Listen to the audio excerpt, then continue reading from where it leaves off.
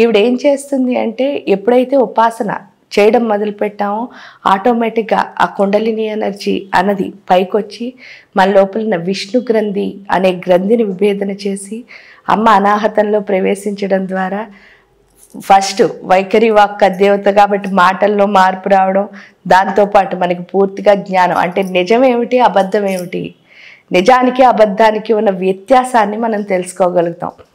అప్పటి వరకు ఏంటంటే శరీరం మీద మోహం ఎక్కువ ఉంటుంది. రాశ్యామల ఉపాసన చేసినప్పుడు అర్థమయ్యేది ఏంటి అంటే రహోయాగం ఎప్పుడైతే జరగడం మొదలు పెడుతుందో, రహోయాగం అంటే ఏంటి అంటే నిరంతరం జరిగే యాగము అని, అది ఒక యోగం. ఆ నిరంతరం జరిగే యాగం రాజశ్యామల ఉపాసనలో అవుతుంది. అంటే ఏం లేదు, కుండలిని శక్తి పైకి వెళ్ళి అమృతంతో కలిసి ఆ రెండు కలిపి మొత్తం శరీరం అంతా అన్ని చక్రాల్లోనూ తిరుగుతూ ఉండడమే రహోయాగం అని అంటారు. ఈ యాగాన్ని రాజశ్యామల ఉపాసనలో మనం అనుభవించవచ్చు.